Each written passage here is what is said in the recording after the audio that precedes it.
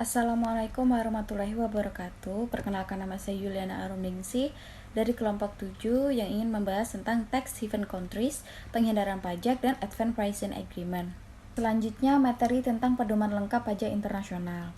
Dirjen Jenderal Pajak sebagai otoritas perpajakan di Indonesia sejak tahun 2012 melakukan perundingan dalam rangka negosiasi atau renegosiasi persetujuan penghindaran pajak berganda atau disingkat dengan P3B dengan berbagai negara seperti Laos, India, Belanda, Australia, Korea Selatan, Malaysia, dan Jerman. Selain itu, dari beberapa pemberitaan di media massa, Dirjen Jenderal Pajak juga terlibat dalam penandatanganan perjanjian perpajakan, yaitu Tax Information Exchange Agreement dengan beberapa negara atau yurisdiksi. Selanjutnya, saya akan membahas tentang Panama Papers. Apa itu Panama Papers? Panama yang terkenal dengan nama Panama Papers antara lain dengan rekayasa transfer pricing dan profit shifting, bisa legal dan ilegal, yang melibatkan tax haven countries yang bersumber datanya dari kebocoran dokumen terbesar milik perusahaan Mossack Fonseca dalam sejarah yang belum pernah terjadi sebelumnya. Panama Papers ini mengungkap perusahaan-perusahaan offshore dan shell company milik 140 petisi, pejabat negara, dan atlet dari seluruh dunia, masuk di antaranya pelaku kepala negara dan pemerintahan. Lalu Panama Papers dan implikasi perpajakannya terhadap Indonesia. Terkait dengan penentuan tarif pajak di suatu negara, Suzuki 2013 menyimpulkan bahwa negara kecil di Asia seperti Singapura akan menerapkan tarif pajak yang lebih rendah untuk mendorong modal asing masuk ke negara tersebut. Namun, negara yang memiliki pasar domestik yang luas seperti Indonesia menerapkan tarif pajak yang lebih tinggi karena adanya perbedaan tingkat elastisitas penerimaan pajak antara negara besar dan negara kecil. Assalamualaikum warahmatullahi wabarakatuh. Saya Indra Isnedi akan melanjutkan presentasi yang telah disampaikan oleh teman saya sebelumnya. Selanjutnya yaitu ada tax haven dan penyelundupan pajak. Tax haven dan penyelundupan pajak. Azara dari Tax Haven of the World 2000 menyebut bahwa tax haven merupakan negara merdeka dengan pajak minimal atau tanpa pajak. Sinclair Davidson, jurnalis dari Australia, yang menyatakan bahwa negara manapun yang memodifikasi aturan hukumnya untuk menarik modal asing dapat dianggap sebagai tax haven. Organization for Economic Cooperation and Development atau OECD menyusun daftar negara atau teritori tax haven berdasarkan 3 kategori. Yang pertama itu whitelist, negara yang siap melakukan pertukaran informasi atau telah mengimplementasikan standar perpajakan dan perbankan dengan baik. Yang kedua itu ada graylist, mereka siap untuk bertindak atau sudah berkomitmen tetapi belum sepenuhnya mengimplementasikan standar perpajakan dan perbankan dengan baik.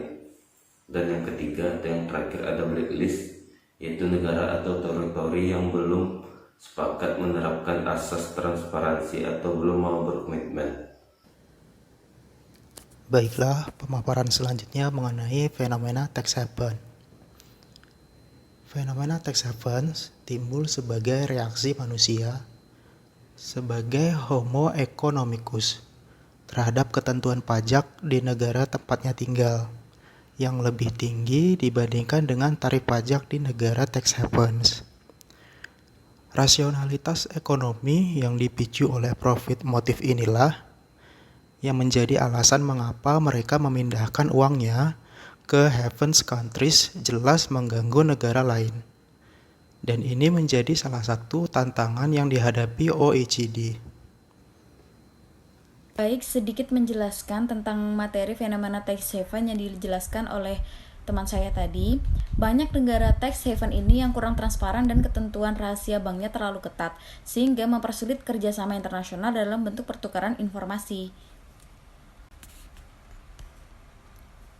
Oleh karena itu, pada tahun 2004, OECD dengan dukungan negara G20 dan UN Committee of Experts or International Corporation in Tax Matters menyepakati Internationally Agreed Tax Standard. Ini adalah standar internasional yang mensyaratkan adanya pertukaran informasi dasar permintaan mengenai segala masalah yang terkait dengan perpajakan.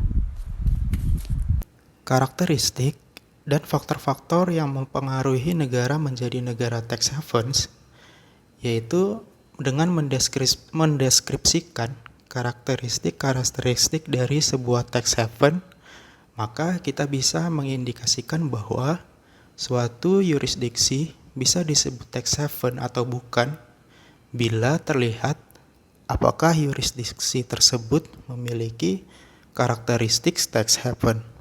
Baik, selanjutnya itu adalah faktor-faktor kunci atau key factor dalam mengidentifikasikan tax haven adalah sebagai berikut.